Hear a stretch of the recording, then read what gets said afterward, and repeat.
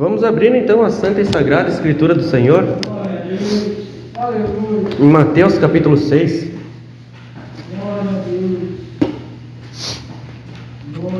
Novo Testamento, primeiro livro do Novo Testamento, o Evangelho de Jesus, segundo escreveu o apóstolo Mateus, no capítulo 6.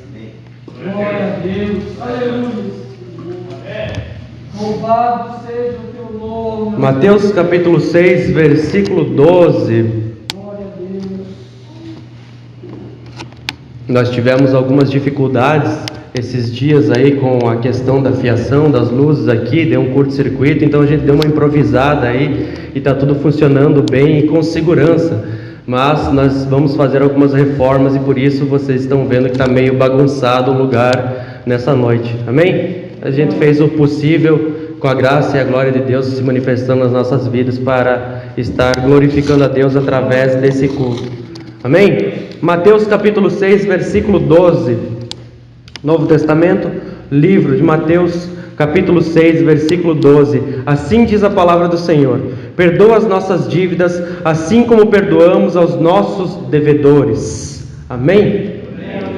Os que estão há mais tempo aqui conosco se lembram que há anos atrás, ou há um ano e alguma coisinha atrás, a gente começou uma exposição da oração do Pai Nosso, ou seja, não só da oração do Pai Nosso, mas o ensino de Jesus sobre a oração, que está inserido no Sermão do Monte. Muitas pessoas não sabem, mas o Sermão do Monte não é só as bem-aventuranças do capítulo 5.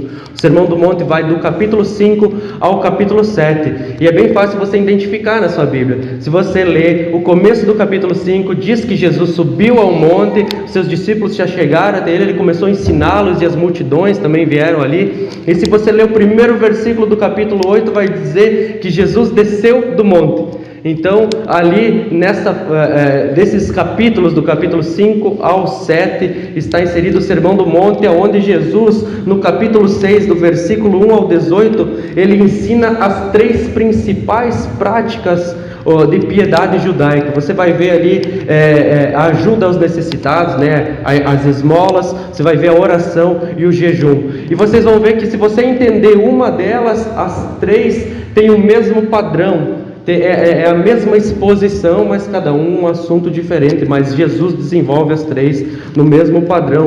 O princípio geral para você entender as três práticas judaicas de piedade que Jesus agora insere também dentro da igreja, são práticas nossas, é algo para nós fazer, é o versículo 1 do capítulo 6. Eu vou dar uma repassada então, porque hoje nós vamos para a 12ª pregação. Eu vou dar vou tentar ser breve nessa introdução, para repassar um pouquinho cada coisa que a gente viu, mas bem breve, para que os irmãos que estão aqui a primeira vez e os que ainda não presenciaram nenhuma parte dessa exposição do ensino de Jesus sobre as orações entendam um pouquinho. Mas você pode ir lá no YouTube, no canal da igreja, que vai estar lá as 11 pregações até aqui a 12ª então. Mateus capítulo 6, versículo 1 diz assim: tenham o cuidado de não praticar as suas obras de justiça diante dos outros para serem vistos por eles. Se fizerem isso, vocês não terão nenhuma recompensa do Pai Celestial de vocês. Esse é o princípio geral das três práticas de piedade que agora também fazem parte da igreja. Jesus não está falando que tudo que tu fizer destas três ninguém pode ficar sabendo, ou você não pode fazer na frente de ninguém. É ao contrário disso. As pessoas vão ver, mas nós não fazemos para ser visto. Veja que o problema aqui é praticar diante dos outros para ser visto, com o propósito de ser visto, com o propósito de ter uma plateia, com o propósito de ser glorificado pelas pessoas, de ser visto. Olha que homem piedoso, está ajudando as pessoas, olha, está jejuando, que é exatamente o que Jesus condena aqui. Mas e como que eu sei disso, que eu posso então fazer na frente das pessoas? Não é isso que Jesus está falando, que nada que eu for fazer dessas três práticas. Muita gente diz assim: quando você faz jejum, você não pode contar para ninguém. Não, você não pode fazer para ser visto. Mas no capítulo 5, no versículo 16 de Mateus também, talvez se você virar uma folha aí você acompanha conosco, ou se não no projetor. Diz assim: assim brilha a luz de vocês diante dos homens, para que vejam as suas boas obras e glorifiquem ao Pai de vocês que está nos céus. Conseguiram entender? texto completo, né? Uma palavra, um versículo complementa o outro. Você faz para que Deus seja glorificado e não faz para ser visto pelas pessoas. O meu propósito é para que Deus seja glorificado e não simplesmente ter uma plateia me observando, me olhando e eu receber a recompensa destas pessoas. Amém? Nós começamos então ali no versículo 5 do capítulo 6, que diz assim, esta foi a primeira pregação: e quando vocês orarem, veja que Jesus fala assim, não é se você orar, é quando você orar, porque ele já pressupõe que você é um cristão, você é um crente, e você tem uma vida de oração, diariamente você ora. Se você é um cristão, é isso, Jesus não precisa falar assim, e se por acaso alguma vez por semana você orar, não, e quando você orar? Porque Jesus sabe que o cristão ora. Ele diz assim, não sejam como os hipócritas. A palavra hipócrita aqui do grego é da onde vem a palavra, nossa palavra ator, né? E se você quer se aprofundar um pouquinho mais nisso, você vê a primeira pregação lá no YouTube que está bem explicadinho. Então, como é um ator? O ator, ele só atua se tem plateia. E ele continua dizendo, eles gostam de ficar orando em pé nas sinagogas e nas esquinas, a fim de serem vistos pelos outros. Eu lhes asseguro que eles já receberam sua plena recompensa. E é fácil de entender qual é a recompensa, né? O ator, a quem a palavra grega antiga é hipócrita, né? Então ele só faz se tiver uma plateia. Ele não vai orar no secreto do seu quarto, ele não vai orar se não tiver ninguém olhando, ele vai orar se tiver uma plateia. Então ele está atuando. Ele não é um cristão verdadeiro, ele está atuando, ele é um hipócrita, é um ator. Então a recompensa dele é o quê? O que ele quer? Ele quer atuar, né? Ele quer ser visto pelas pessoas. As pessoas viram, já recebeu sua recompensa. Deus não atendeu essa oração porque não foi a ele, foi para os outros, né? Foi para ser visto pelos outros. A segunda pregação, então, nós vimos no capítulo 6, versículo 6, que diz assim, mas quando você orar, viu? Ele deu a negativa e agora ele vai dizer como nós devemos fazer. Vá para o seu quarto, a palavra aqui é tameion, do grego. Não é um quarto comum, um quarto onde você vai para dormir. A palavra tameion era um quartinho onde os judeus tinham na sua casa ali uma despensa. Então era um quartinho que tinha porta. Lembrando que as casas judaicas daquela época só tinham duas portas geralmente, a de entrada e a porta do tameion. O resto eram cortinas, divisões, né? Mas não tinha porta nos quartos. Mas no tameion então tinha porta. Então Jesus falou assim, se você não é o hipócrita, você não quer fazer para ser visto, você quer fazer para glorificar a Deus, né? Não está impedindo de você orar no meio de todo mundo, ou orar em todos os lugares, porque é mandamento bíblico isso, né? Mas ele está falando, se você quer tirar um momento a sós com Deus, né? O teu propósito não é que as pessoas te vejam orando, então vá lá para aquele quartinho na tua casa que ninguém vai entrar, ninguém vai te pegar de surpresa. Era o tameion. Hoje nós poderíamos chamar de quartinho da bagunça, né? Algumas casas tem um quartinho lá, coloca tudo entulho lá, deixa lá, né? Então vai para aquele quartinho onde ninguém vai te achar, um lugar que muitos vão chamar de secreto, né? Porque Jesus ele continua o texto dizendo, feche a porta e ore ao seu Pai que está no secreto. Então o seu Pai que o vê no secreto recompensará. Outra recompensa, né? A primeira recompensa é aquele que atua na frente das pessoas, então ele tem a recompensa de ser visto. Aqui não é uma recompensa da oração, é um privilégio da oração ser respondido pelo Pai. É um privilégio você poder orar, não é assim, ore porque Deus vai te recompensar. Não, a recompensa é a oração, a recompensa é nós, seres pecadores, impuros, de coração enganoso, pensamentos impuros, poder falar, dirigir a palavra a um Deus santo, né, através do nome e do sacrifício do nosso Senhor e Salvador Jesus Cristo. A terceira pregação então foi o versículo 7 e 8 de Mateus capítulo 6. Lembrando que eu só estou dando uma repassada rapidamente para vocês entenderem um pouquinho para onde a gente está indo e de onde a gente vem. Diz assim, e quando vocês orarem, veja, quando vocês orarem, sempre esse pensamento, não fiquem sempre repetindo a mesma coisa como fazem os pagãos. Eles pensam que por muito falarem serão ouvidos. Não sejam iguais a eles, porque o seu Pai sabe o que vocês precisam antes mesmo de pedirem. Por que eu oro então? É óbvio, o texto nos deixa claro, né? É um relacionamento com Deus. Deus é Pai, né? A gente já vai começar mais adiante a oração. Pai nosso, Ele é um Pai. E quem é pai sabe que o filho, né? Ou já viu, observou alguém, sabe que o filho vem te contar, tu pede, tu fez, tu já sabe a resposta. Né, mas tu quer que o teu filho te conte, e quando ele não te conta, se foi alguma coisa que ele aprontou, você fica sentido, né, porque você esperava que o teu filho está sendo educado, aprendendo a palavra de Deus, iria vir te contar alguma coisa errada que fez, ou algo que precisa, uma necessidade, você já sabe, Você conhece teu filho, mas é tão bom quando o filho vem pedir ao pai, ele vem falar, né? Então é o relacionamento, a comunicação. E veja que antes ele falava da hipocrisia. A hipocrisia então é o pecado, é prática do religioso, não do cristão. Agora as vãs repetições é prática do pagão, nem cristão não é, e nem religioso não é, né? Nem perto do cristianismo está. As vãs repetições, ficar repetindo a mesma coisa, né? O que os pagãos naquela época eles entendiam, que eles tinham que quebrar a resistência dos deuses. Então o Deus ali é um Deus orgulhoso, está ali, não quer te atender, então eles tinham que repetir, que aquele Deus ia ficar cansado, ia quebrar a resistência dele. Então, para de me encher o saco aí que eu vou te atender. Não, o nosso Deus é Deus sobre todos os deuses, Rei dos reis, Senhor dos senhores. Ele não devemos nos dirigir a Ele como os povos pagãos se dirigem aos seus deuses. Nós devemos insistir em oração, mas não usar de vãs repetições, ficar repetindo de maneira mecânica, né?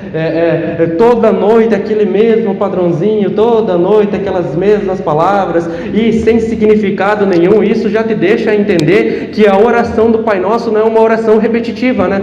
Se você procurar no YouTube, lá tem 1000 vezes a oração do Pai Nosso. E daí as pessoas acham que é um abracadabra, né?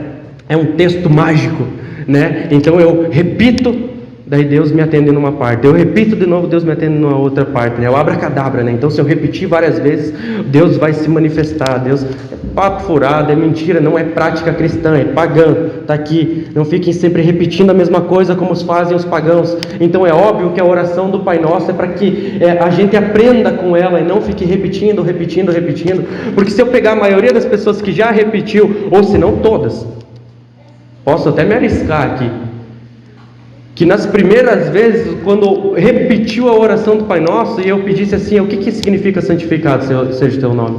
O que significa venha o teu reino? O que significa Pai Nosso que estás nos céus e não céu? Por que céus? Por que no plural? Pedi, a maioria das pessoas, se não todas, não sabe. Mas então você está orando o quê? Está falando o quê para Deus? Tu nem sabe. Que comunicação que é essa de pai e filho, se tu nem sabe o que está falando? Então, a prática hipócrita é ficar repetindo todas as coisas, repetindo as mesmas coisas. E no versículo 9, então, nós começamos a oração do Pai Nosso, mas antes de ver a oração do Pai Nosso, na quarta pregação, a gente viu, ou melhor, um pouquinho antes, a gente viu sobre essa questão, que existe um modelo que Deus quer que a gente ore. Né? Deus, ele disse, quando você orar, ele começou a dar algumas coisas, alguns itens do que nós podemos orar e o que nós não devemos orar, mas agora ele vai falar do conteúdo da oração, e ele diz, vocês orem assim, que é a oração aceitável a Deus. Nós vimos que essa oração ela é dividida em duas partes, uma que é direcionada ao reino de Deus, que é o nosso alvo principal, a outra é os nossos pedidos principais, que é secundário. Muita gente começa a oração pedindo perdão, ou já pedindo coisas para si mesmo. Não, a oração começa glorificando a Deus. O nosso alvo principal é glorificar a Deus. E quando Jesus diz, orem assim, Ele não só está nos ensinando o que não devemos orar, não só está ensinando o que devemos orar, mas está ensinando quais são as palavras, o conteúdo da nossa oração, para que dali a gente se aprofunde cada vez mais na oração. A oração não é para ser repetida, mas é um modelo para que quando você muitas vezes vai orar, assim como eu, né, me perdi no meio da oração, já estou pensando em outras coisas, ô Senhor, abençoa o ministério, já começa a pensar na eletricidade, nas cadeiras, já se perdeu no meio da oração. Calma aí, Pai nosso que estás no céu. Sim, então eu me lembro que Ele é o meu Pai, eu me lembro, e assim eu vou dizendo as palavras e conseguindo orar mais profundamente naquilo que é o modelo que o Senhor nos ensinou. Não, a gente não ora de qualquer maneira, não é de qualquer forma, existe um ensinamento bíblico, a oração deve ser bíblica, o louvor deve ser bíblico, assim como a pregação também deve ser bíblica, amém? Na quinta pregação a gente viu a segunda parte do verso 9 que diz, Pai Nosso, entendemos mais sobre a paternidade de Deus, entendemos que quando nós oramos, o nosso destinatário é o nosso Pai Celestial, nós entendemos também porque podemos chamar Ele de Pai, por intermédio do sacrifício de Cristo, agora nós fomos adotados como filho. Jesus é o Filho unigênito, é o único Filho de Deus, e por conta do sacrifício dele, nós agora somos adotados Nós somos chamados para ser filhos de Deus, nós somos adotados para nos tornarmos filhos de Deus. Entendemos que Deus é um Deus pessoal, mas também um Deus coletivo, porque veja, eu estou sozinho no meu quarto, ali naquele tameion, né, no local secreto de oração, mas eu não oro meu Pai, eu oro Pai Nosso. As minhas orações também são pelos meus irmãos. Eu já não oro mais sozinho, porque eu faço parte de um corpo, e se eu peco, por mais que seja escondido sozinho, afeta o corpo. Assim como também quando eu oro, o corpo também é abençoado. Amém? Deus é nosso Pai, mas também fica o aviso, né?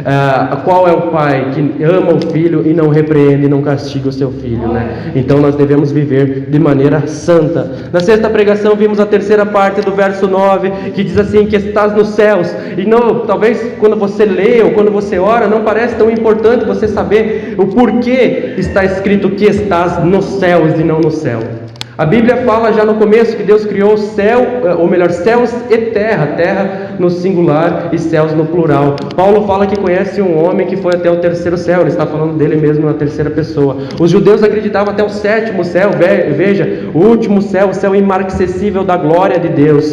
Né? A gente não consegue compreender estas coisas, mas quando nós oramos, que estás nos céus, nós entendemos que o nosso Pai, Ele é celestial, Ele não é um Pai terreno que falha conosco, mas que sabe o que nós precisamos, sabe o que é realmente o bem para nós. Quando nós oramos, nós não precisamos temer as coisas dessa terra, não precisamos nos preocupar com as coisas dessa terra excessivamente, ser ansiosos pelas coisas dessa terra, porque o nosso Pai, que é perfeito, é celestial, que está nos céus, que não é um Pai falho, Ele sabe o que nós precisamos, e nessa comunhão, nessa comunicação da oração, que é uma conversa com Deus, nós podemos enfrentar a perseguição, a doença, a dificuldade, pandemia, crise mundial, guerra mundial que vir pela frente. A igreja está persistindo, porque aquele que nos mantém não é desta terra, Ele é celestial, Ele é santo, poderoso, e Ele nos mantém até o fim. As promessas dEle duram para sempre, e mesmo que a gente falhe, Ele é perfeito e não falhará. Então, sabendo destas coisas, só há um sentimento nessa oração, um sentimento de gratidão,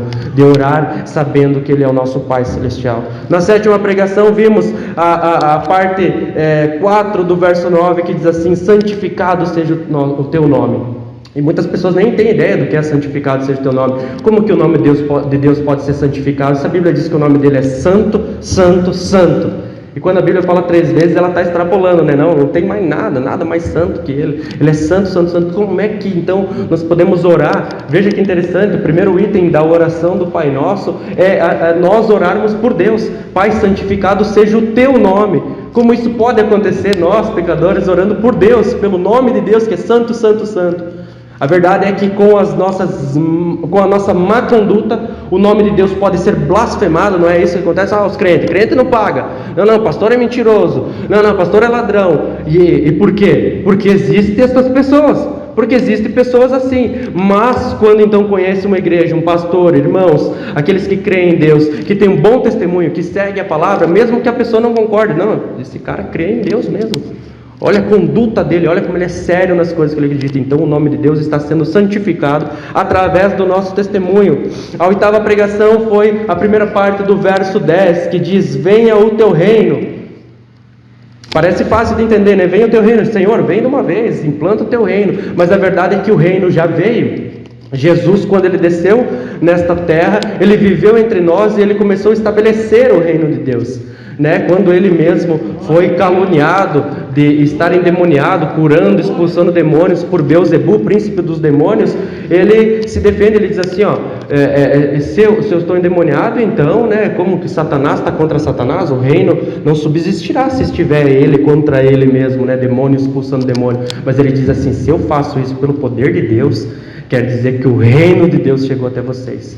E o reino de Deus está próximo, João Batista dizia. Mas quando Jesus ele começa a pregar, o reino de Deus começa a ser estabelecido. Então quando nós oramos, venha o teu reino, é o avanço da obra missionária, é o crescimento da igreja, é a conversão de almas, é a igreja saindo buscar aqueles que o Pai já comprou com seu sangue, já escolheu antes da fundação do mundo, para que o reino seja estabelecido nessa terra. Amém? Nona pregação, a segunda parte do verso 10: seja feita a sua vontade. E é interessante entender que Deus tem uma vontade. Muitas pessoas perguntam assim, mas qual a vontade de Deus para a minha vida, né? A Bíblia tem 66 livros cheios da vontade de Deus, e a pessoa vem pedir para mim o que Deus quer para a vida dela, qual que é a vontade de Deus para a vida dela, né? É interessante, né, isso daí. Mas a verdade é que a Bíblia fala sobre duas vontades de Deus: a vontade decretiva, que são os objetivos de Deus, ninguém pode impedir. A Bíblia diz que e agindo eu, quem impedirá? O que Deus decretou vai cumprir, ninguém pode impedir. Não, o homem não tem livre-arbítrio, nem pela ciência o homem tem livre-arbítrio, pela psicologia, e nem pela Bíblia. Não existe esta palavra, esta frase, livre-arbítrio na Bíblia. Veja aqui, só uma pessoa no mundo poderia ter livre-arbítrio. Porque o que é livre-arbítrio? É você poder tomar qualquer decisão, independente das consequências dela, você pode decidir também as consequências. Você tem livre agência, você é livre agente da tua vida. Você pode decidir cruzar o sinal vermelho em 150 por hora, mas você não pode decidir não bater. Você não pode decidir. Ah, não, mas você pode decidir, bata o pé, faça a vontade. Não vai dar certo.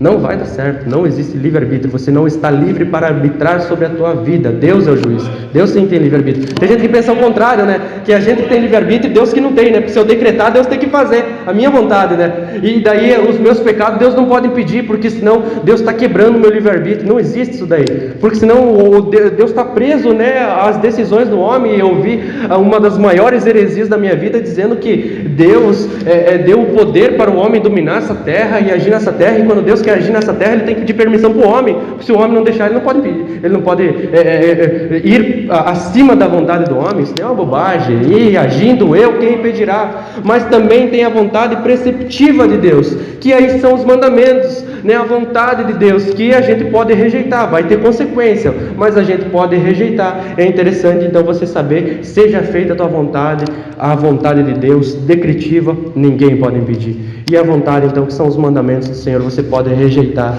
e talvez isso vai só mostrar que você é alguém cidadão do inferno, né? O teu lugarzinho já está preparado lá para ti morar, e você não é um cidadão do céu.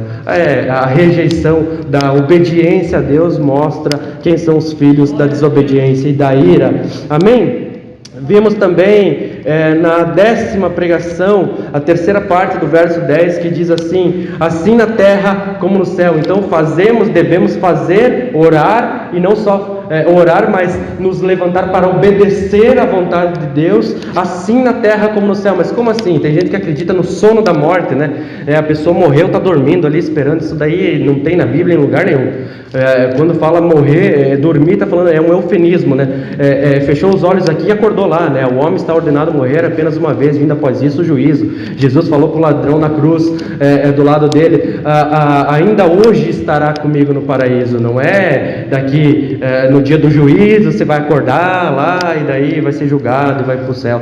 Não, quem vai para o céu vai para o céu, quem vai para o inferno vai para o inferno, já ali naquele momento. O julgamento final só o julgamento para dizer: é por isso que você está lá, e é por isso que você está aqui, né? Os salvos pela graça, pelo sangue de Cristo, e os condenados porque são merecedores, e todos nós éramos merecedores do castigo. Assim na terra como no céu, porque os santos anjos cumprem perfeitamente a vontade de Deus no céu, e assim também os nossos irmãos cumprem a vontade de Deus no céu perfeitamente. A Bíblia diz lá em Apocalipse que até clamam perante o trono de Deus, né? Aqueles que foram degolados por causa de Cristo clamam: Senhor, até quando hesitará em julgar o nosso sangue? E Deus fala bem assim: calma aí, ainda tem mais gente para morrer degolado. Os teus irmãos, os conservos, né? Ainda tem mais gente para morrer degolado por causa do meu nome. Aí, olha que interessante, a Bíblia John Piper tem uma pregação assim: a esquizofrenia cristã. Né? Para não se escandalizar, eu vou explicar. A gente vive entre duas naturezas, cara. Se eu falar que eu preferia estar morto, meu Deus, mas eu preferia estar com Deus, eu preferia estar com o meu Senhor.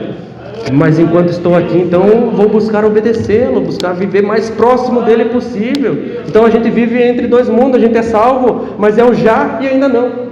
A gente já foi salvo, mas ainda não estou glorificado morando com o Senhor. Então oramos para que não só oramos, mas para que levantemos e fazemos também, né, a vontade de Deus, assim na terra como os nossos irmãos e os santos anjos fazem no céu.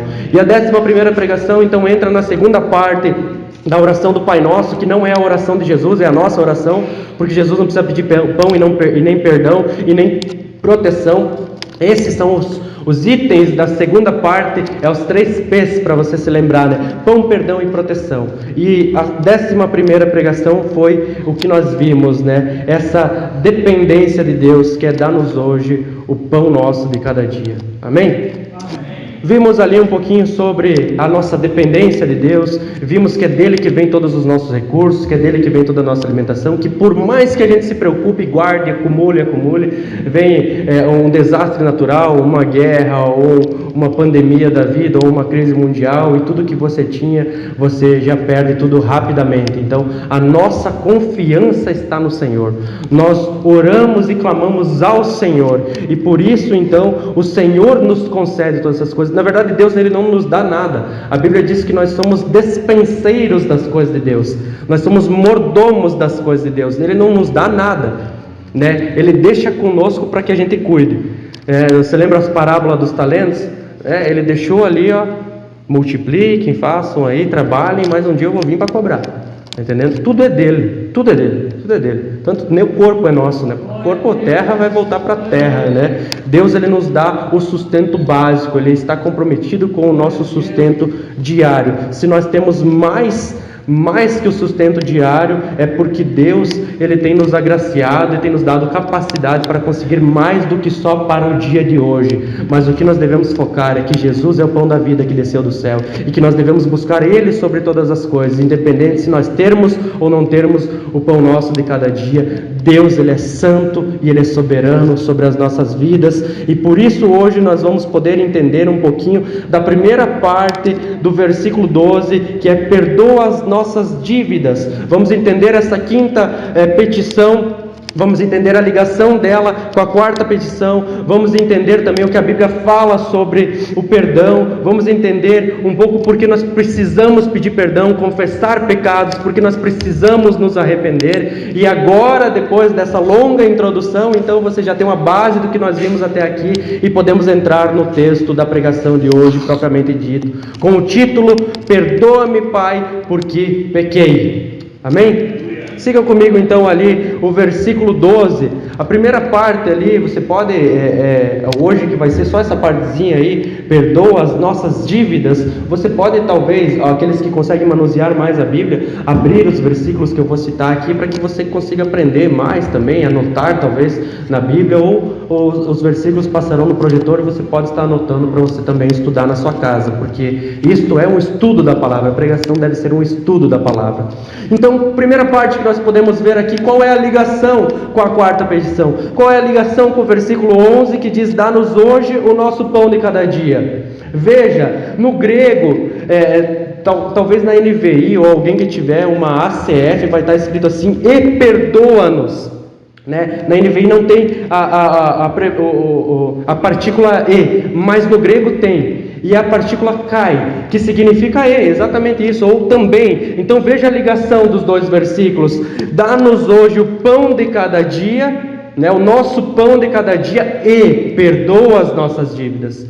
Porque é simples você entender a ligação desses dois versículos, dessas duas petições, porque se você não pedir perdão dos seus pecados, não importa se você tem o pão de cada dia. Ou melhor, nós não somos merecedores do pão nosso de cada dia, porque nós somos tão pecadores, que simplesmente se nós tivéssemos um pedaço de pão seco para comer, é a misericórdia de Deus sobre as nossas vidas. E muitos podem se escandalizar com isso: como assim eu não mereço, mas eu trabalho? Como se a força viesse de você, o ar viesse de você, a produção fosse tua. Não, a matéria-prima é toda de Deus, nós somos criados por Deus. Então sim, quando nós pedirmos algo, dá-nos, lembre também de pedir já em seguida: perdoa-nos. A ligação desses dois versículos é muito importante para que possamos saber que não podemos, ou melhor, não importa nós termos tudo nessa vida. Não importa se você tem comida em fartura, se você tem mais do que você precisa para sobreviver, não importa se você tem roupas extravagantes, joias, carros, casas,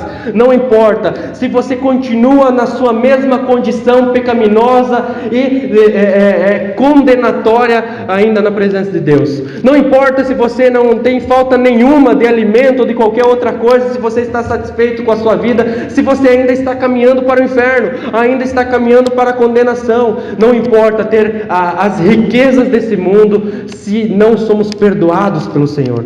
Então nós precisamos entender que todas as vezes que a Bíblia diz, ou aqui nesse texto diz que nós devemos pedir o que precisamos, mas lembrando que é para o dia, o pão nosso de cada dia, né? Não que nós não devemos projetar, fazer planos, mas o compromisso de Deus é para com hoje, para que não vivamos uma vida ansiosa, pensando no futuro e não vivendo agora, não conseguindo servir a Deus. Nós também devemos entender que em seguida devemos pedir perdão pelas nossas dívidas. É fácil entender.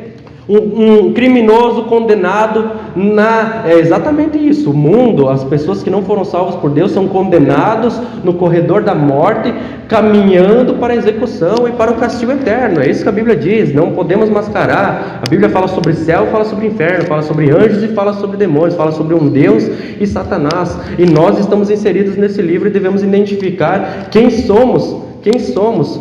E aqueles que de fato entenderam o Evangelho são aqueles que pedem perdão, porque as pessoas lá fora, elas vivem uma vida achando que Deus aceita elas da maneira que elas são, que Deus aceita qualquer tipo de manifestação, de qualquer tipo de oração, de qualquer tipo de gesto, de qualquer maneira. Não é o Deus da Bíblia, não é o Deus da Bíblia. O Deus da Bíblia, Ele aceita adoração segundo a vontade dEle. Nós não podemos confundir, né, o nosso Deus com os deuses pagãos que aceitam, que são deuses orgulhosos e egocêntricos, né?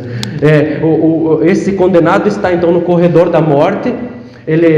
Vocês sabem que através dos filmes nós vemos, né, que esse condenado ele pode até pedir uma última refeição, né? Mas não muda a verdade de que ele vai morrer. Ele vai morrer bem vestido, ele pode colocar uma roupa boa, pode pedir o que ele mais gosta para comer, vai morrer de barriga cheia, mas ainda vai morrer. Não muda a natureza dele, não muda que ele é alguém condenado à morte. É exatamente essa pessoa que nós éramos. Nós, antes da conversão, antes de ser chamados pelo nosso Senhor e Salvador Jesus Cristo, nós andávamos no corredor da morte, a caminho do inferno, né? E agora vocês vão entender um pouco mais sobre a misericórdia de Deus, porque todas as pessoas do mundo pecaram, todos pecamos, todos somos merecedores da condenação eterna do inferno, mas Deus, pela sua misericórdia, decide salvar, perdoar alguns daqueles lá. Não é injustiça com os outros, é misericórdia com aqueles. Muitas pessoas dizem que Deus escolher quem Ele quer. Não, é uma brincadeira, né? Deus não pode escolher quem Ele quer, é nós que podemos escolher Deus, né? Pó da terra escolhendo Deus, já pensou isso? Não tem ninguém na Bíblia que escolheu Deus, é Deus que se revela a pessoa, é Deus que chama a pessoa. Paulo, a caminho de Damasco ali, Jesus não vem, oh Paulo, eu sou Jesus, né? Eu gosto de citar essa parte, né? Ali delicadamente, né? Deus, ele não é evasivo, ele é delicado, né? Não, ele veio em grande poder e glória, rasgando o céu. A luz que brilhava da sua glória era tão forte que Paulo caiu e ficou cego por 3 dias. E ele falou, quem restou, Senhor? Vai e faz o que eu estou mandando, entra na cidade. Não existe esse Deus que bate na portinha do coração e você decide ou não, se quer não, é Ele que escolhe, é Ele que chama, nós pecadores que clamamos para sermos salvos. Nós éramos esses que quando fomos encontrados pelo Senhor ficamos chocados. Meu Deus, o que eu faço? Para que lado que eu vou? Até aqui eu estava seguindo uma vida que não agradava o Teu nome, eu fui impactado pela pregação do Evangelho, a ação poderosa do Espírito Santo nos regenerando. Então a primeira coisa que aquele que vê que está errado é, Pai, eu não tenho o que fazer, perdoa as minhas dívidas, porque eu não consigo pagar. Não há nada que eu faça que eu possa ser perdoado, ou melhor, que eu possa pagar essas dívidas com Deus. E é interessante você entender que Deus, Ele é um Deus que Ele é Pai, e por mais que você seja salvo, Ele não deixa de nos castigar. Ele não deixa de nos repreender, e Ele não deixa de alertar que nós devemos deixar uma vida pecaminosa. Então quando você pede o pão ali, as coisas para o seu dia a dia, peça perdão, porque eu e você ainda cometemos pecado. E é interessante você saber que o pecado, ele nos paralisa de servir a Deus, o pecado nos paralisa de orar, o pecado nos paralisa de ler a palavra, o pecado nos paralisa de conseguir cultuar ao Senhor. E quando você começa a faltar, mais você quer faltar, mais afastado você quer ficar. Mas quanto mais você se prostra na presença de Deus e se santifica, pedindo perdão, clamando ao Senhor, nós pecadores clamando a um Deus santo, então de fato Deus atende. Mas por causa do sacrifício de Cristo, somente por intermédio de Cristo nós temos perdão dos pecados. Hebreus capítulo 12, versículo 1 diz assim: você que é grande conhecedor da palavra, né, estudioso da Bíblia, cristão verdadeiro, conhece esse texto, né, obviamente, né? Hebreus 12, versículo 1 diz assim: portanto, também nós, uma vez que estamos rodeados por tão grande nuvem de testemunha, livremo-nos de tudo que nos atrapalha e do pecado que nos envolve, e corramos com perseverança a corrida que nos é proposta. Os irmãos que já fizeram o discipulado e doutrinas básicas já entenderam esse texto, né? Esse texto ele está falando, o autor está falando dos heróis da fé do capítulo 11, então ele diz assim: portanto, também nós. A galeria dos heróis da fé no capítulo 11. Todas dessas pessoas e muitas mais que com a mesma fé que eu e você temos, venceram, conseguiram chegar ao final da corrida, estão nos céus. Então qual é a nossa atitude? Portanto, também nós que estamos rodeados por tão grande nuvem de testemunha, que são os nossos irmãos que estão no céu, observando a nossa caminhada, devemos ter algumas atitudes. A primeira dela é: livremos-nos de tudo que nos atrapalha. Sim, é para se livrar. Tem algo que te atrapalha de estar no culto? Livre-se. Tem algo que te atrapalha de orar? Livre-se. Tem algo que te atrapalha de servir a Deus? Livre-se. É para se livrar, não é para colocar em outro lugar, não é para deixar de canto, é para se livrar. É drástico, é radical. Mas tem outra coisa, porque as coisas que nós devemos nos livrar, que nos atrapalham, nem sempre é pecado. Talvez são coisas lícitas, mas quando nos atrapalha de servir a Deus, devemos nos livrar. Mas ele continua dizendo: e do pecado que nos envolve. E eu sempre dou o mesmo exemplo nos discipulados, né? O que nos atrapalha é como uma mochila de pedra, cheia de pedras, né? Que nos impede de correr com perseverança e velocidade essa corrida que nos é proposta. Ele está aqui nos dando uma visão de um corredor, né? Que está ali na sua maratona. Não é uma corrida de 100 metros rapidinho, é uma maratona, altos e baixos. Mas está levando uma mochila de pedra, né? Então livre-se para você correr bem, para você correr leve, porque Deus já te deu todo o equipamento para que você faça isso confortável, para que você passe pelo que tiver que passar, se fortalecendo em Deus. Mas ele diz: o pecado que me envolve, enquanto que me atrapalha, me deixa lento, o pecado me envolve e me paralisa. É como se eu estivesse tentando correr dentro da areia movediça. Estou afundando, quanto mais eu me mexo, mais eu afundo naquele pecado. E o nosso irmão Charles Spurgeon diz assim, aquele que foi o príncipe dos pregadores, ele diz assim: os pequenos pecados são como pequenos ladrões, abrem as portas para os maiores. Não é assim? Pega o mais pequenininho ali, entra pela janela, abre a porta, aqui nós vamos entrar, roubar. Os pequenos pecados, aqueles que você pensa que é insignificante. Mas é só uma mentirinha, mas é só uma vez que eu faltei no culto, mas só... Não, é esses que abrem as portas para os maiores. Então, as coisas que me atrapalham de servir a Deus me deixam lentos nessa corrida, mas o pecado que me envolve, quando não tem um arrependimento, não tem uma conversão verdadeira, não há pedido de perdão, em vez de confessar pecados, não é você chegar na presença de Deus e dizer assim: Pai, perdoa os meus pecados cometidos conscientemente e inconscientemente, em nome de Jesus, amém. Não, isso aí é reconhecer pecado. Confessar pecado é você detalhar na presença de Deus o que você pecou e o que você pega. Você detalha: o que eu senti, quais foram os gatilhos, o que me levaram a pecar, qual cheiro, o que eu estava escutando, o que eu estava fazendo. É detalhar o pecado. Você não sabe, uma pessoa que confessa um crime, ela não tem que detalhar como ela fez? Nós, quando confessamos pecado na presença de Deus, para que possamos nos livrar do pecado, devemos confessar, nos arrepender, confessar ao Senhor detalhadamente quais foram os nossos pecados. Daí vai fazer sentido: perdoa as nossas dívidas. Aí vai fazer sentido, porque eu estou me livrando de uma vida de pecado, tentando cada vez mais andar em santidade, porque santidade não é uma escolha, é mandamento: sede santos assim como eu sou santo, diz o Senhor.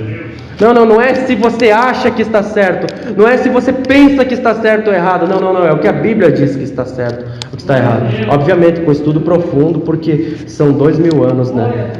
Só do Novo Testamento, né? Então não é qualquer um que pega e sai falando, não, é contextualizado. Comentários bíblicos, história da igreja, né? Ver o contexto histórico da época, para então entender que não é da tua maneira, é da maneira de Deus. E quando ele fala perdoa as nossas dívidas e não ofensas, algumas bíblias dizem ofensas, mas é dívidas mesmo, se você for traduzir do grego, literalmente são dívidas, que é uma expressão comum usada na cultura hebraica, que significa exatamente culpa ou pecado cometido. Mas quando Jesus introduz isto que é da cultura judaica, ele sendo um judeu, quando ele introduz essa palavra jurídica, né, que é usada em julgamentos, né, um perdão de uma dívida, né? E vocês vão se lembrar daquela parábola do credor, né? Que ele foi perdoado, depois saiu e não perdoou o seu servo, né? Então foi mandado chamar de volta e prenderam ele, né? Jesus, ele explica bem como nós devemos perdoar assim como fomos perdoados, e vai ser a próxima pregação que vocês vão entender mais sobre isso. Mas é interessante que Jesus aplica na oração do Pai Nosso este termo, né? Que nos mostra que nós falhamos, que nós fracassamos em servir a Deus. É duro, né? É pesado. Eu me sinto pesado quando eu falo isso. Eu fracasso diariamente em servir a Deus. Diariamente eu me esforço, diariamente eu busco, diariamente eu oro, diariamente eu leio, mas a grande verdade é que nós não somos perfeitos e não temos um corpo glorificado. Então nós falhamos em servir a Deus. Por isso nós precisamos pedir em nome de Jesus que esta dívida seja cancelada, porque não há maneira, não há obras, não há benfeitorias, não há cesta básica, dinheiro para as pessoas necessitadas nos faróis. Não há nada que eu possa fazer para ser perdoado, a não ser pedir: Pai, cancela essa dívida. Cancele, porque eu não consigo de alguma maneira, de alguma forma, encontrar o teu ser e fazer algo que perdoe as ofensas que eu faço contra ti. Veja, não existe pecadinho e pecadão. Pecado é pecado, é uma ofensa, é um crime contra Deus, contra um Deus santo. Se não tem a intervenção de Cristo naqueles que o Senhor escolheu, Ele vir e morrer pelos nossos pecados, e não é porque nós somos valiosos, como muitas pessoas dizem, não, o sangue de Jesus é o preço que você vale, não, é o preço da tua podridão, da minha podridão, porque nós somos tão podres que não há ninguém e nunca vai existir ninguém nesse mundo que possa pagar pelos seus pecados. Não, Deus tem que se fazer carne, um Deus santo, um homem santo, então morrer para aplacar a ira de Deus. E outra coisa, Deus, Ele não, Deus não nos comprou do diabo, nós não estávamos em poderio do diabo, não, é para aplacar a ira dele. Um Deus santo, um Deus justo, tem que condenar o pecado. Então ele olha lá no corredor da morte, você lembra do exemplo? E ele tira alguns, a minha misericórdia. Mas como ele faz para tirar alguns? Não, eu vou condenar no meu filho.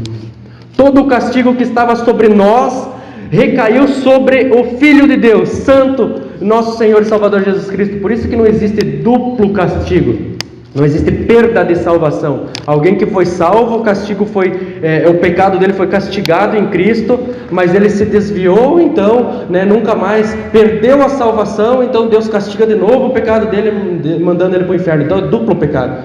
Essa doutrina não é bíblica, de dupla condenação. Condenou em Cristo Jesus 2000 anos atrás e condena na pessoa depois, quando ela morrer, e ir para o inferno. Não existe isso daí. Não, Deus, ele tem um compromisso com Ele mesmo e com o plano dele de levar-nos à salvação, de levar-nos à vida eterna, santificados, justificados e glorificados. A Bíblia diz isso, que aquele que Ele justificou, Ele também santificou e também glorificou, porque Deus está fora na eternidade, para Ele tudo já está consumado. Não existe esse negócio de Deus escolheu pela presciência. Deus escolheu porque previu que você ia perseverar, que eu e você iríamos ser santos, que eu e você ia perseverar até o final. Então Jesus já escolheu o cavalo vencedor, né? Esse que vai vencer, deixa eu ver o futuro. É esse que vai vencer, então eu escolho você. Mas e quem que é o futuro então? Se Deus tem que consultar o futuro, é outro Deus mais poderoso que o Deus da Bíblia, que daí Deus tem que ir lá no futuro consultar o futuro. O que vai acontecer no futuro? Então eu volto lá, vou escolher o irmão, vou escolher o pastor diz. Não existe isso na Bíblia, que eu leio. Se tu ler a minha Bíblia, que eu não existe.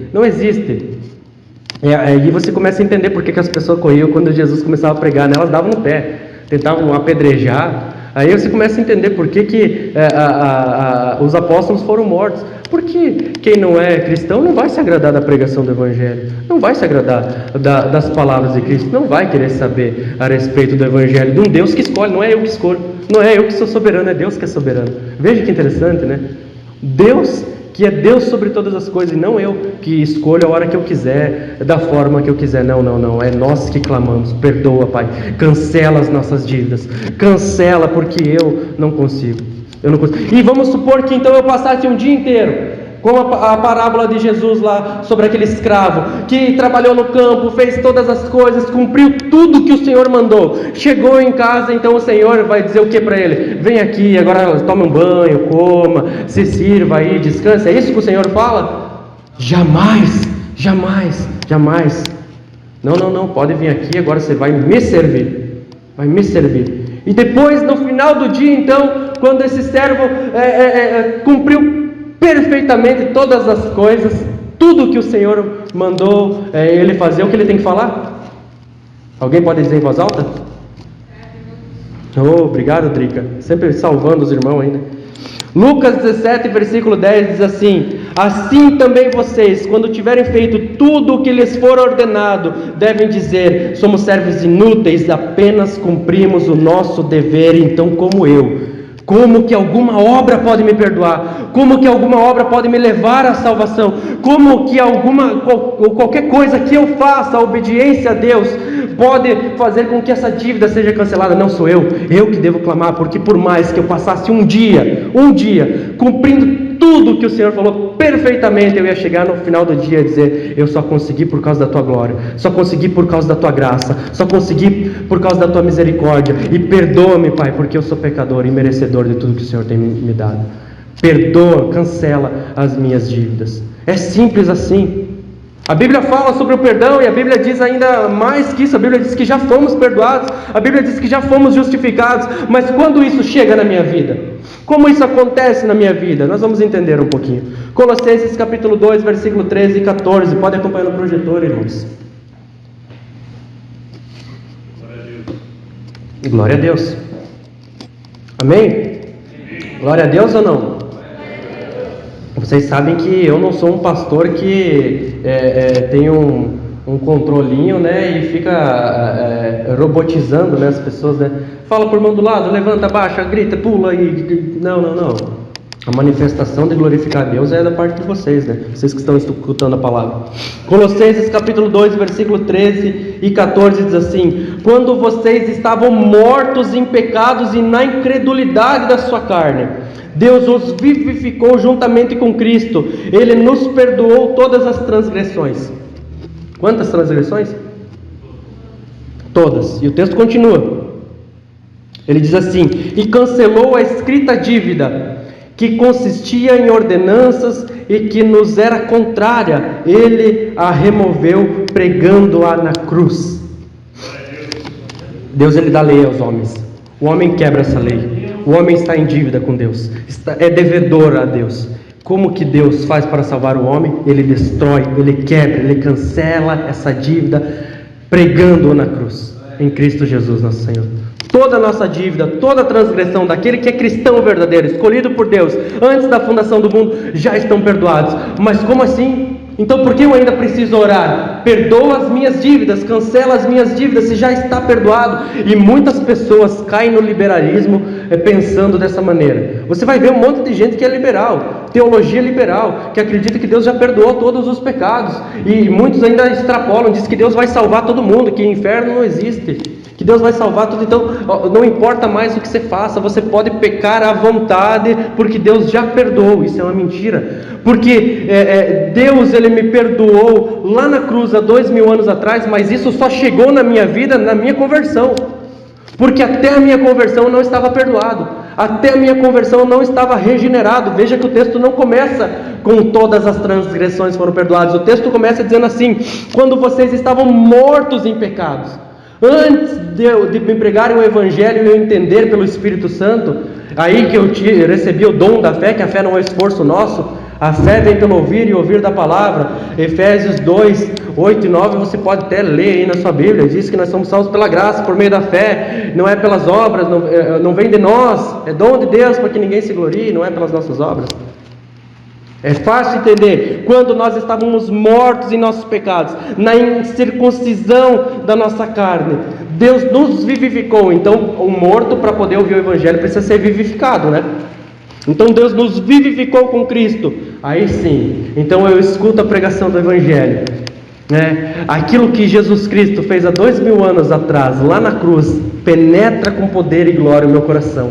Eu digo: é isso que eu acredito, é nisso que eu acredito, são nessas palavras, é isso que eu quero viver, é assim que eu quero viver. Pai, eu sou pecador, perdoa as minhas dívidas, porque agora eu entendi o Evangelho. Claro que a primeira vez que prego o Evangelho para você não perfeitamente entende o Evangelho, mas você consegue entender que você é pecador e só Deus pode salvar. Tanto que você clama, eu e você clamamos a Deus. E daí sim, quando eu peço perdão dos meus pecados, quando eu me arrependo verdadeiramente, aquilo que Cristo fez na cruz do Calvário, se achega a minha vida. É decreto de Deus, é um decreto de Deus. Deus decretou que aqueles que Ele escolheu serão perdoados. E Deus também tem um compromisso de levarmos a essa conversão. Por isso que todas as vezes que nós pecamos, o Espírito Santo nos constrange de tal maneira, e é bem fácil você confundir a voz do Espírito Santo. Porque o diabo chega na sua mente, os demônios chegam na sua mente e na minha mente e diz assim: você pecou de novo, né? Tá aí. Você se esforça, não consegue. Para você não tem mais. Você não é salvo. Sai fora. Você não consegue, cara. Não consegue. Né? Sai fora. O diabo ele vem falando assim, viu? Tá aí de novo, né? Você é pecador. E ele está certo. Ele diz assim, você tenta, não consegue. Ele está certo. Mas ele vai dizer assim, sai fora. Isso aí não é para ti. Você não foi escolhido por Deus. Não adianta. Deus não te quer. Você é filho da ira, filho da condenação, filho das trevas. Você pertence a mim. O Espírito Santo vai vir falar assim aí de novo, né? Pecou. Não é? Tenta, mas sempre caindo nesse pecado, né? Não consegue sair daí. Você é pecador. Só que ele diz assim, mas em Cristo Jesus, nosso Senhor, você encontra perdão dos pecados. Em Cristo Jesus, nosso Senhor, você é perdoado dos teus pecados. Em Cristo Jesus, no sangue dele, nós somos purificados do pecado. Não desista, ainda tem chance. Deus tem um compromisso com Ele mesmo e com o plano dele de levar aqueles que Ele escolheu antes da fundação do mundo à salvação.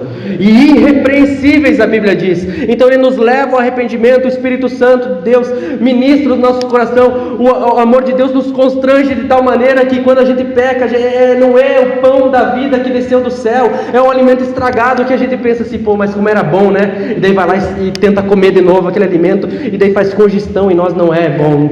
Era bom no passado, eu gostava, hoje não me convém mais, não é isso que eu gosto, não é isso que eu quero. Então a gente dobra os nossos joelhos, por mais que estamos constrangidos, feridos, magoados, nós nos prostramos à presença do Senhor e pedimos perdão pelos nossos pecados.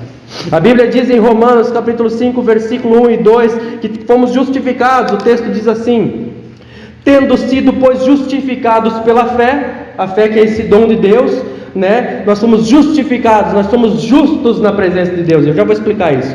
Temos paz com Deus por nosso Senhor e Salvador Jesus Cristo, por meio de quem obtivemos acesso pela fé a esta graça, a qual agora estamos firmes e nos gloriamos na esperança da glória de Deus. Nós que éramos mortos em nossos pecados e delitos, na incircuncisão da nossa carne, nós que éramos pecadores, nós que estávamos longe da presença de Deus, nós que vivíamos uma vida afastados do Senhor, nós que fomos vivificados, nós que fomos justificados pela fé na presença de Cristo, ou melhor, por conta de Cristo Jesus nosso Senhor, agora estamos firmes nessa graça. E quando nós fizemos o estudo de Romanos, né, irmãos, vocês se lembram que não é nós que nos agarramos nessa graça, é o Senhor Jesus que nos mantém firmes na mão dele. Foi isso que ele falou: as minhas ovelhas jamais ninguém arrebatará elas da minha mão.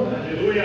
E daí aquele que acredita em livre-arbítrio, os arminianos, diz assim, mas a ovelha, né, ninguém pode tomar da mão de Jesus, mas a ovelha pode decidir sair. Mentira, porque a ovelha perdida, o pastor vai lá e busca de volta. Ninguém se perde. Jesus não é irresponsável. Ele morreu para perdão dos nossos pecados. Quando ele ressuscita, é Deus falando: eu aceito, meu filho, o sacrifício por estas almas. Então agora eles são justificados. É a doutrina da imputação. O meu pecado foi imputado a Cristo e castigado, e a justiça dele foi imputada a mim. Eu sou justo por causa de Cristo e não pelas minhas obras. Então agora nós temos paz com Deus. Agora nós estamos firmes nessa graça e nos gloriamos na presença de Deus. Nós vivemos na presença de Deus, perdoados todos os pecados e justificados, somos justos na presença de Deus. Deus olha para mim e para você, sabendo que nós estamos cobertos pelo sangue do Cordeiro. Nós fomos comprados a preço de sangue, nós somos justos, justificados.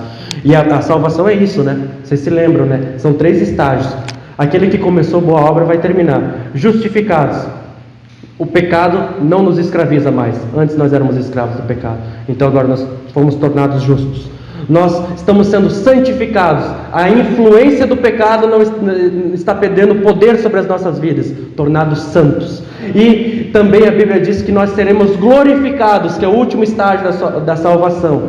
Glorificados, um corpo perfeito, a presença, a influência do pecado não nos atinge mais. Por isso que a Bíblia diz que nós fomos salvos, estamos sendo salvos e seremos salvos. Justificação, santificação, glorificação. Se você não sabe o que é isso, você não entendeu o que Cristo fez na cruz do Calvário ainda.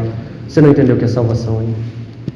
Por isso, nós, jamais ainda não, já somos salvos, mas ainda não, porque ainda Deus não terminou a boa obra. Mas Ele diz, que o apóstolo Paulo disse, né, eu tenho confiança, estou confiante, eu tenho certeza, que aquele que começou a boa obra vai terminar. Não existe esse negócio que a ovelhinha saiu correndo e fugiu, não, e não nos apressemos para julgar, porque às vezes sai e volta depois de anos, nem que seja lá na cruz do Calvário, mas Deus tem um compromisso de levar a salvação todos aqueles que Ele escolheu antes da fundação do mundo. O plano é dele, Ele que criou o tempo, passado, presente e futuro, Ele sabe todas as coisas, e Ele é misericordioso, Ele é Deus soberano sobre as nossas vidas.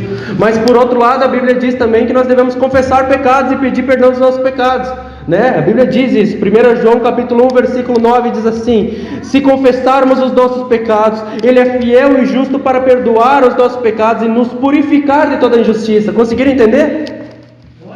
Já está decretado, nós já temos acesso ao perdão pelo sacrifício de Cristo na cruz do Calvário. Nós já temos acesso a esse perdão. Mas quando isso se achega à minha vida, quando isso acontece na minha vida, se confessarmos os nossos pecados, se eu me arrepender dos meus pecados, aí sim Ele é fiel e justo para perdoar, e não só perdoar, nos purificar. Então não vem com essa de que está há anos e anos e anos servindo a Deus e nunca consegue vencer o pecado, sempre caindo nos mesmos pecados, nas mesmas coisas. Não. Ele é fiel e justo para perdoar o que a gente cometeu, mas também para nos purificar, para a gente não cometer mais. É isso, santificação está acontecendo, está crescendo dentro de nós. Deus que opera em nós tanto querer quanto realizar. É isso que a Bíblia diz. Se eu quero me livrar do pecado, é porque Deus colocou em mim o querer. Se eu consigo realizar, é porque Deus também efetua em mim o realizar. É a graça, a misericórdia, o perdão, o amor dele agindo na minha vida. Não mais um filho da condenação, um filho da ira, mas agora alguém que pode orar: Pai nosso que estás no céu, cancela as minhas dívidas, perdoa os meus pecados, porque diariamente eu cometo um que outro pecado. E não é, tem pessoa, eu já vi crente falar bem assim: Pai, me perdoa porque eu não passo um segundo sem pecar. Então você não é crente, nem ore, você é filho da ira. Como que você está orando que passa o dia inteiro pecando? Como assim? O cristão que não está vencendo o pecado. E muitos ainda oram assim: Pai, me liberta. A pessoa ou é muito ignorante, ou ela está tentando de todas as maneiras anular o sacrifício de Cristo, porque a Bíblia diz que já foi perdoado, já foi justificado. E a Bíblia diz também: e conhecereis a verdade, ela vos libertará. E Jesus fala mais à frente no capítulo 8 ainda de Lucas, ele diz assim: se o Filho vos libertar, verdadeiramente serão libertos. Então, se você conheceu a verdade, já se libertou. Agora você tem que aprender a viver liberto. Então a tua oração deve ser assim: Pai, me ensina a viver uma vida santa na tua presença, porque você já foi liberto do pecado. Você que se joga lá, eu que me jogo lá de novo no pecado, pela falta de comunhão com Deus. Então sim, somos perdoados, isso já está à nossa disposição. Mas quando confessamos os nossos pecados, há um arrependimento verdadeiro. Então, de fato, isso que Cristo Jesus fez na cruz do Calvário, que é decreto de Deus, o perdão dos pecados, aquele que Ele escolheu, então você chega à minha vida.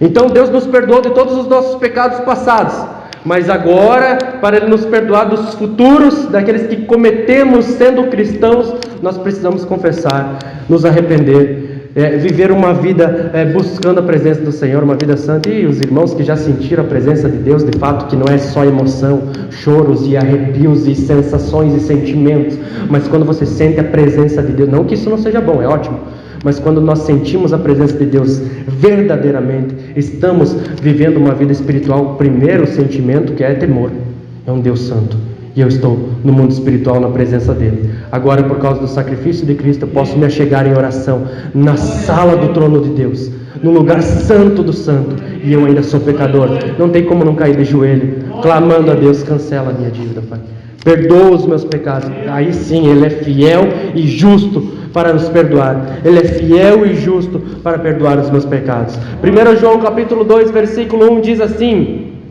meus filhinhos, escrevo-lhes essas coisas para que vocês não pequem. Se porém alguém pecar, temos um intercessor junto ao Pai, Jesus Cristo justo.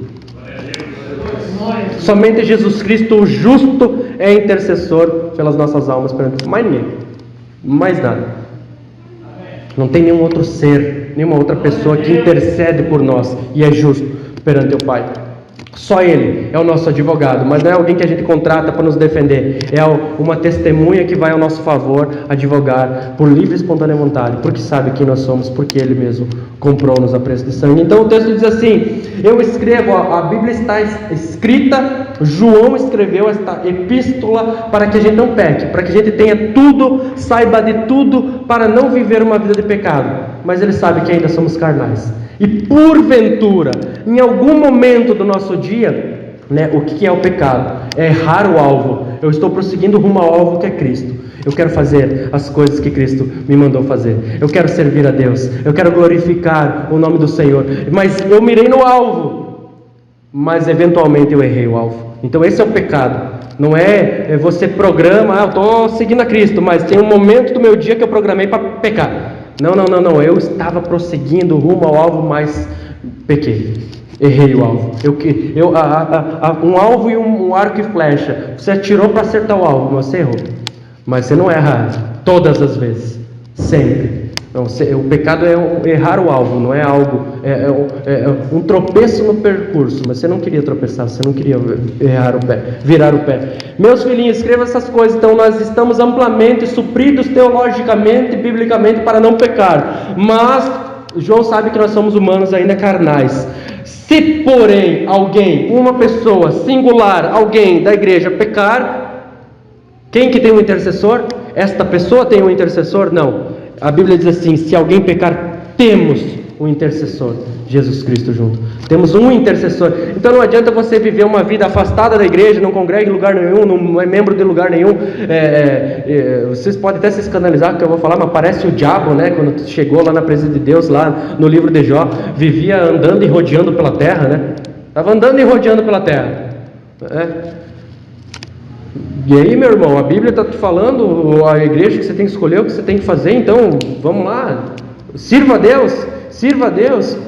Então tá, se você pecar, e você agora faz parte do corpo de Cristo, o corpo de Cristo, a igreja, tem um intercessor junto ao Pai, não você, não eu individualmente, porque senão a gente poderia viver individualmente, cada um por si, Deus por todos, e se eu peco no meu individual, então eu tenho um advogado. Não. Nós temos, a igreja tem um intercessor, eu individualmente não tenho intercessor nenhum, é a igreja. Por isso que a Bíblia diz lá em Tiago que nós devemos também confessar nossos pecados uns aos outros, porque a oração do justo pode muito em seus efeitos, mas é o Senhor e Salvador Jesus Cristo que é o nosso intercessor junto ao Pai. Então sim, nós podemos pecar, mas não por livre e espontânea vontade. Não é algo que eu queria, mas eu me deixei levar. Eu errei o alvo. Não é algo que eu programei. Eu vou fazer isso. Eu tenho esse desejo, então eu vou cumprir esse desejo. Não. A tentação vem e nós podemos orar ao Senhor para que a gente se fortaleça, mas a grande verdade é que às vezes a gente fica nervoso, acontece alguma coisa, em vez de a gente se ajoelhar e orar, a gente peca. Às vezes ele está ali de bobeira, sem fazer nada, e os antigos já diziam que mente vazia é a oficina do capeta, Então, em vez de você estar orando continuamente em comunhão, em conexão com Deus, e é difícil, eu estou ligado. Eu sou igual a vocês, tenho os mesmos problemas que vocês. Mesma carne. Temos tecnologia diferente, mas o homem não mudou nada de Adão para cá. Não mudou nada. É os mesmos pecados, os mesmos anseios, os mesmos planos contra Deus. Mas nós podemos agora, então, pedir perdão por causa do sacrifício de Cristo na cruz do Calvário. Então nós podemos entender: Pai, perdoa as minhas dívidas, porque eu sei que aquilo que o Senhor fez por mim, Tu és fiel para completar se eu confessar os meus pecados. E é 100% de certeza que você vai ser perdoado. E é 100% de certeza também que você vai ser purificado do pecado. Não só perdoado, mas purificado. O sangue de Jesus nos purifica. Por isso nós podemos pedir perdão a Deus. Nós não pedimos perdão a Deus para ser justificados. Nós não pedimos perdão a Deus para sermos salvos. Nós pedimos perdão a Deus porque somos justificados. Nós pedimos perdão a Deus porque o perdão já está acessível à nossa vida. Nós pedimos perdão a Deus porque Cristo já nos chamou de uma vida de morte em nossos pecados e delitos para viver uma vida santa com Ele. 2 Coríntios capítulo 7, versículo 9 diz assim: 2 Coríntios capítulo 7, versículo 9. Glória a Deus. Amém ou não amém? Pregação 1h30, quase 2 horas, mas talvez hoje vai ser um pouquinho mais rápida. 2 Coríntios capítulo 7, versículo 9 diz assim: a tristeza segundo Deus produz o arrependimento que leva à salvação, e não remorso, mas a tristeza segundo o mundo produz a morte. Deus está comprometido de nos levar à salvação, e por isso Deus ele dá umas rasteiras em nós, né? Muitas vezes planos que nós tínhamos não conseguimos realizar. Muitas vezes Deus tira muitas coisas de nós e nos deixa extremamente tristes, mas você vai conseguir identificar quando é Deus nos levando ao arrependimento para que sejamos perdoados, e quando é a tristeza gerada ao mundo que leva à morte, leva à destruição. Mas aquela tristeza que é de Deus te faz você cair na real: eu tenho que voltar, eu tenho que orar mais, eu tenho que buscar mais a presença de Deus. Não, eu não consigo, a minha natureza não é a mesma de antes, eu não consigo ficar longe de Deus, longe dos irmãos, eu não consigo ficar longe da igreja de Cristo, eu preciso estar no corpo de Cristo, eu preciso estar servindo a Deus na igreja, eu preciso estar próximo de Deus, eu preciso estar na comunhão dos irmãos, porque a Bíblia diz que se nós estamos na luz, assim como Ele está na luz, nós temos comunhão uns com os outros. Então quanto mais perto de Deus nós estamos, mais perto dos irmãos nós estamos. É fácil entender quando algo errado acontece na nossa vida, doenças, algumas coisas que nos deixam tristes, mas nos levam mais próximos de Deus. É isso aqui: a tristeza segundo Deus produz o arrependimento. Você está pecando, você está cometendo algum pecado, e de novo nesse pecado, e de novo nesse pecado, então Deus vai te dar uma rasteira, e Deus dá altas rasteiras, e é bom. Sabe por quê? Porque daí eu entendo que Ele é meu Pai, porque Ele não castiga os filhos do diabo, o diabo se encarrega deles. João capítulo 16, versículo 8 diz assim: quando Ele vier, convencerá o mundo do pecado, da justiça, do juízo. O texto está falando do Espírito Santo, do Consolador. Então, como Deus me convence que eu sou pecador? Através da pregação do Evangelho, o ensino da palavra, eu oro, eu jejuo e consigo observar na minha vida detalhadamente quais são os meus pecados. Então confesso ao Senhor, porque é o Espírito Santo que está me convencendo, que está me mostrando o juízo de Deus sobre as nossas vidas. E obviamente que Deus nos deu o Espírito Santo para ser o nosso guia, nos consolar. O Espírito Santo é Deus, Ele nos leva ao arrependimento, mesmo através da tristeza ou da alegria ou de qualquer coisa. Deus nos leva ao arrependimento. Ele está extremamente comprometido com o seu projeto e com o seu plano, mas Deus não se agrada dos nossos pecados. Efésios capítulo 4, versículo 30 diz assim: não entristeçam o Espírito Santo de Deus, com o qual vocês foram selados para o dia da redenção. Selados, a Bíblia não diz que Deus sela uma pessoa com o Espírito Santo e depois tira, ou tirou o selo do Espírito Santo. Não, o Espírito Santo habita agora na igreja, né? Não é eu que sou o templo do Espírito Santo. A Bíblia não diz que eu sou o templo do Espírito Santo. A Bíblia diz assim: vós sois templo do Espírito Santo.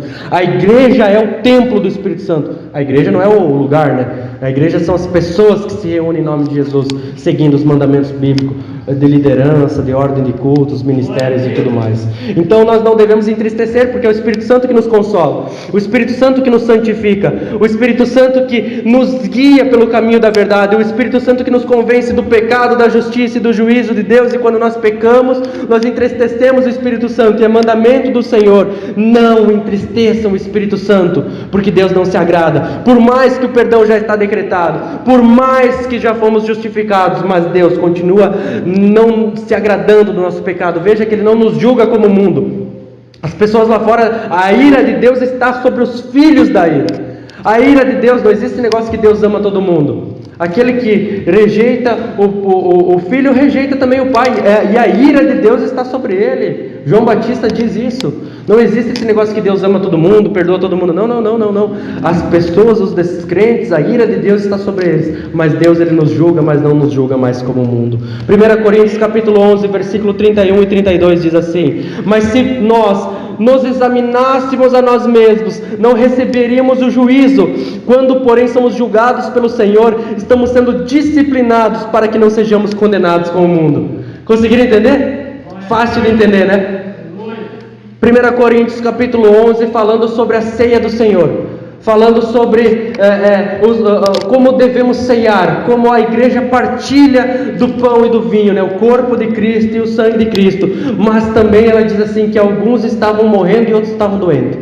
Porque eles estavam comendo e tomando a ceia indignamente. Eles estavam fazendo algo que não agrada ao Senhor. Eles estavam fazendo da maneira que não agrada ao Senhor. Então sim, o juízo de Deus sobre essa igreja que estava participando do corpo de Cristo e do sangue de Cristo indignamente, sem discernir o corpo de Cristo, sem discernir as verdades bíblicas, era o castigo do Senhor. O julgamento do Senhor não era condenar essas pessoas, mas deixar alguns deles ficar doentes e deixar alguns até morrer de vez.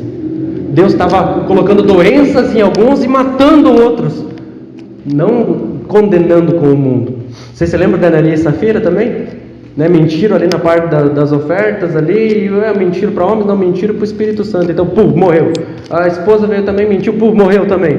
Então Deus mata por causa do bom testemunho, permitiu a morte de Estevão apedrejado e vários cristãos até hoje ao longo da história por causa do bom testemunho do Evangelho, mas também ele passa o rodo quando precisar por causa do mau testemunho. Sim, até hoje pessoas ficam doentes e algumas até morrem por causa que estão pecando contra o Senhor. Mas olha só o que a Bíblia diz: mas se nós nos examinássemos a nós mesmos, não receberíamos o juízo. O juízo do Senhor sobre essa igreja é doença e morte. Quando, porém, somos julgados pelo Senhor, estamos sendo disciplinados. Era o juízo de Deus, a disciplina do Senhor sobre a igreja, assim como acontece conosco hoje, para que não sejamos condenados com o mundo. Deus julga a igreja, Deus disciplina a igreja, para que nós não sejamos mandados para o inferno, como as pessoas que estão lá fora. Hebreus capítulo 12, versículos 5 e 6 diz assim: vocês se esqueceram da palavra de ânimo que lhes dirigi como a filhos. Meu filho, não despreze a disciplina do Senhor, nem se magoe com a sua repreensão, pois o Senhor disciplina quem ama e castiga todo aquele a que ele aceita como filho. Ele aceita, não é nós, ele que aceita. Veja que interessante, a palavra grega aqui, a tradução ficou castiga, mas a palavra grega mesmo é açoita. É açoita, mas daí colocaram castiga, né? Porque tem uns chorão aí que não conseguem aguentar a palavra de Deus. É uma palavra de ânimo. Vou dar uma palavra de ânimo para vocês. Vai arder as costas. É isso, está pecando? Sim, vai dar coisa errada. É uma palavra de ânimo.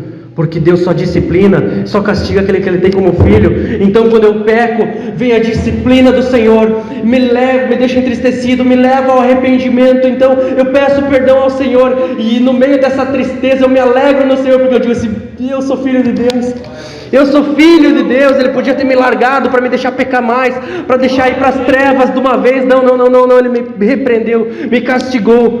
Ele está julgando para que eu não seja condenado com o mundo. Não tem, como meu irmão, não tem, Senhor. As pessoas se escandalizam com a palavra de Deus porque não são de Deus. Não são de Deus. Porque quando o Senhor me castiga é porque Ele me ama, né? Sim, quando o Senhor não deixa eu fazer algumas coisas que eu queria fazer, sim, é porque o Senhor me ama. Porque Ele nos projetou, Ele nos criou, Ele sabe o que é melhor para nós. Fique tranquilo, Ele sabe o que é melhor para nós. 1 João capítulo 1, versículo 7, diz assim: se porém andarmos na luz, como Ele está na luz, temos comunhão uns com os outros, e o sangue de Jesus, seu Filho, nos purifica de todo pecado. Você lembra que eu citei parte desse versículo de antes? É exatamente isso. Como eu sou purificado, como eu sou perdoado dos meus pecados. Quem tem um intercessor? Quem tem esse advogado? A igreja. Porque quanto mais próximo da luz eu estou, mais comunhão eu estou uns com os outros. Então quando eu tenho comunhão uns com os outros, quando eu sou membro de uma igreja, quando eu sirvo uma igreja bíblica que explica, que ensina a palavra, que se preocupa com os membros, que se preocupa com o discipulado, que é mandamento do Senhor: vão e façam discípulos, alunos, e depois que vão e façam discípulos, batizem em nome do Pai, do Filho e do Espírito Santo, e depois façam o quê? Continue ensinando. Estarei com vocês, estou com vocês até a consumação dos séculos.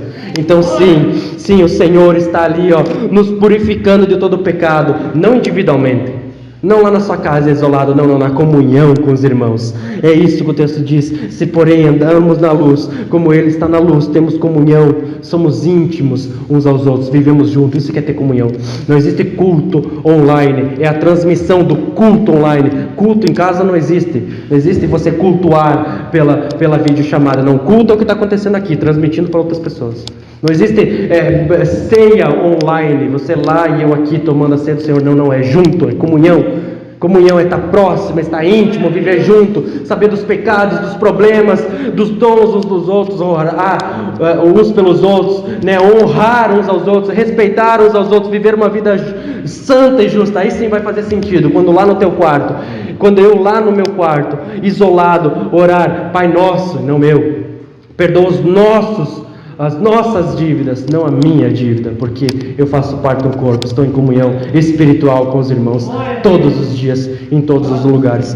Salmos capítulo 32, versículo 1 e 2 diz assim: Davi, né, um salmo davídico. Vocês se lembram que Davi foi lá, né? Era a época dos reis ir para a guerra, ele não foi para a guerra. Primeiro pecado, a preguiça, né? Ficou dormindo até tarde. Daí viu Batseba, casada, né? Esposa do general, né? Urias, se não me engano, é isso mesmo? Amém? E daí viu ela se banhando, né? Já começou a cagar porque estava preguiça, né? E daí foi lá, não, chama essa mulher, adulterou. Daí fez um plano, não, vou chamar ela, engravidou, vou chamar eles porque daí eles vêm da guerra, ele vai para casa e vai ter relação com ela e o filho dele. Daí o general falou assim: não, eu não quero, vou ficar no acampamento junto com os soldados, porque não é certo que eu vá para casa e eles não possam ir para casa, não. E daí já quebrou o plano de Davi, né? Pecou e continuou o plano do pecado, né? E daí, então vou colocar ele na frente da linha de frente de batalha para que ele morra, daí a mulher está livre, eu posso pegar ela e ninguém vai saber que ela já estava grávida. Olha só, né? Não é assim que a gente faz, né? Quando a gente peca, também começa a arrumar um outro plano para se justificar. Você fez, não, começa a se justificar e gaguejar e não chega em lugar nenhum, porque está ali, ó, pecando. Está ali pecando. Então tenta se justificar, não só fala assim: foi isso mesmo, pequei. Né? Mas Davi foi isso que ele fez, né? E daí Deus levou ele à conversão, Deus levou ele ao arrependimento. E daí ele escreve esse salmo, mas foi muito difícil, né? O profeta veio até ele e repreendeu de maneira duríssima. E o filho, quando nasceu, em 7 dias morreu, assim como o profeta falou. Perdeu o filho, depois de nascido. E ele escreve esse salmo. Salmos capítulo 32, versículo 1 e 2 diz assim: como é feliz aquele que tem suas transgressões perdoadas, seus pecados apagados. Como é feliz aquele a quem o Senhor não atribui culpa e quem não há hipocrisia. Muitas pessoas dizem que não tinha graça no Velho Testamento, né? A graça começou com a vinda de Jesus. Quando Jesus disse: está consumado, começou o tempo da graça. Mentira, sempre foi pela graça. A salvação sempre foi pela graça, nunca foi pelo cumprimento da lei. Está aqui, a lei dizia o quê? Morto a pedrada. 2 crimes ainda, né? Graves. Adultério, morto a pedrada. Assassinato, morto a pedrada. E a graça de Deus veio. E daí ele escreve: como é feliz aquele que tem suas transgressões perdoadas e os seus pecados apagados.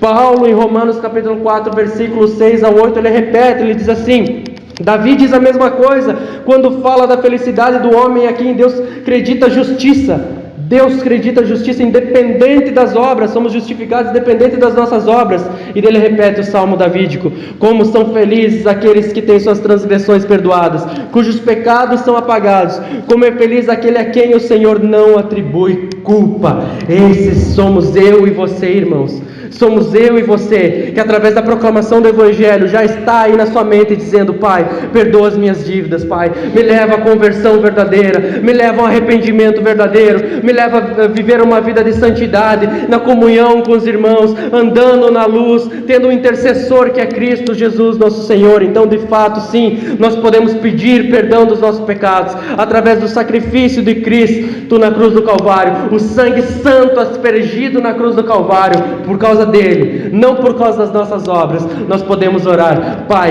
cancela as minhas dívidas, perdoa os meus pecados. É isso, amada igreja. Toda vez que você orar, que eu orarmos no nosso secreto, mas oramos em comunhão uns pelos outros, e todas as vezes que nós pedirmos: dá-nos, Senhor, dá-nos alguma coisa material, dá-nos o alimento diário, nos protege diariamente. Nós devemos também pedir perdão dos nossos pecados, porque somos merecedores da roupa que vestimos, de tudo que temos, somos merecedores da graça do Senhor. Nós estamos mortos em nossos pecados e delitos, estávamos caminhando para o inferno. O que vinha agora é lucro, irmão. Se vir tribulação, amém. Se vir perseguição, amém. Se vir provação, amém. Se vir dificuldade, amém. Estou caminhando para a vida eterna, estou caminhando para o céu, já fui justificado. O perdão de pecados está disponível a mim e você, irmão. Por que que eu vou me entristecer por algo desse mundo? Eu devo me entristecer porque porque o reino de Deus ainda não está estabelecido nessa terra. Eu devo ficar entristecido porque a obra missionária tem ficado de lado. Eu devo me entristecer porque a igreja de Cristo, a igreja local, tem deixado de lado. As pessoas, muitas, não querem servir a Deus. Eu devo me entristecer por causa do pecado do mundo e dos meus pecados. Aí sim, eu não devo me entristecer entristecer por não ter uma casa, um carro melhor ou qualquer coisa material. Eu não sou dessa terra, nós não somos dessa terra, a nossa pátria é o céu. É simples assim, irmãos. A nossa pátria é o céu. Nós somos justificados, perdoados. Deus decretou esse perdão dos nossos pecados. Já está disponível a mim e você. É só você chegar na sua casa, orando a Deus, clamando ao Senhor, dobrar os teus joelhos e imediatamente, em comunhão com os céus, se achegar na sala do trono do Cordeiro, se achegar à sala do poder de Deus, o lugar santo do santo, o lugar santíssimo. Ninguém pode mudar os decretos de Deus. Ninguém pode mudar aquilo que o Senhor decretou, porque Ele mesmo diz: e agindo eu, quem impedirá? Assim, é dessa maneira que nós podemos começar essa oração. Pai nosso que estás no céu, porque Jesus morreu por mim e por você, porque as nossas dívidas foram canceladas, por isso eu posso chamar Deus de Pai, por isso eu posso estar próximo do Senhor, por isso eu posso ter comunhão com Ele. Imagine você, um Deus que me ama incondicionalmente, e eu digo que amo Ele também incondicionalmente e com todas as minhas forças. Eu não quero conversar com Ele, eu não quero estar próximo dEle. Está livre, está aberto. O nosso intercessor Jesus Cristo, Ele nos religou com o Pai, e agora nós temos paz. Por meio do sacrifício de Cristo Jesus nosso Senhor, nós podemos andar em santidade, nós podemos andar em obediência. Cristo é o nosso intercessor, ninguém mais. Não existe ninguém, Maria, nem João, nem Papa, nem pastor, nem padre, ninguém é intercessor. Jesus, Cristo justo é o nosso intercessor. E para finalizar, Romanos capítulo 8, versículo 10 ao versículo 15 diz assim: mas se Cristo está em vocês, o corpo está morto por causa do pecado, mas o Espírito está vivo por causa da justiça. E se o Espírito daquele que ressuscitou Jesus dentre os mortos habita em vocês, aquele que ressuscitou Cristo dentre os mortos também dará vida aos seus corpos mortais por meio de seu Espírito que habita em vocês. Portanto, irmãos, estamos em dívidas não para com a carne, para vivermos sujeito a ela, pois se vocês viverem de acordo com a carne, morrerão, mas se pelo Espírito fizerem morrer os atos do corpo, viverão, porque todos os que são guiados pelo Espírito de Deus são filhos de Deus. Pois vocês não receberam o Espírito que os escravize para novamente temer, mas receberam o Espírito que os adota como filhos, por meio do qual nós clamamos: Abba, Pai. Eu vou repetir: um Espírito que nos adota como filhos, por meio do qual clamamos: Abba, Pai. E a Ele seja a honra e a glória para todos sempre.